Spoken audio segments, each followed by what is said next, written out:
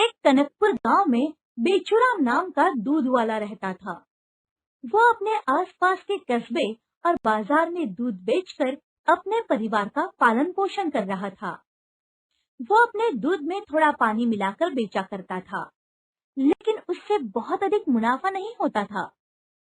उसकी आवश्यकताएं बढ़ती गईं और उसके मन में लालच घर करने लगा। बेचूराम पास आया और बोला, की फरमाइश करने लगी, जैसे कि कपड़े, श्रृंगार के सामान, गहने इत्यादि। उसकी सारी जरूरतों को पूरा करने के लिए अधिक धन की आवश्यकता थी। उसकी पत्नी ने एक दिन उससे कहा, पप्पू के पापा, मेरे लिए एक झुमका बनवा दो। यहाँ सभी औरतों के पास कान के झुमके हैं। बेचूराम ने कहा, ठीक है, दूध बेचकर कुछ रुपए जोड़ लूं तो झुमके के साथ कान की बाली भी ले लूंगा। दोनों खुशी से झूमने लगे।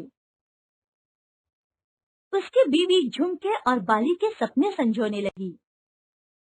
दूध वाले की लालच बढ़ने लगी।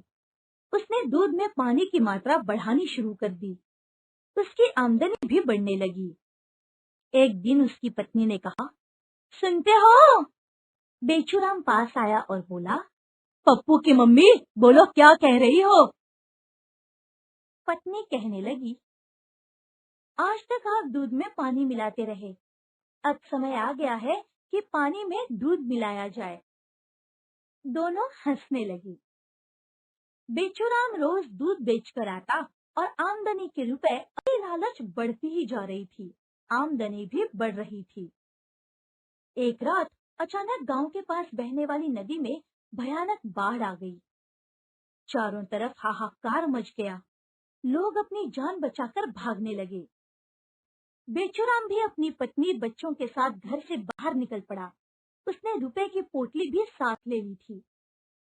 अपनी पत्नी और बच्चों की सुरक्षा करते हुए वो आगे बढ़ रहा था। अचानक पानी तेजी से बढ़ने लगा। वो अपनी पत्नी और बच्चों के साथ सुरक्षित स्थान पर पहुंच ही रहा था कि अचानक पानी के बहाव के कारण उसके हाथ से रुपए वाली पोटली पानी में गिरकर बह गई। इस तरह से पानी से कमाया हुआ धन पानी में ही चला गया। दूध वाला बेचूराम सर पीटता रह गया। ईमानदारी से कमाया हुआ धन सदैव अच्छे फल देता है और बेईमानी से कमाए हुए रुपयों का अंजाम बहुत ही बुरा होता है।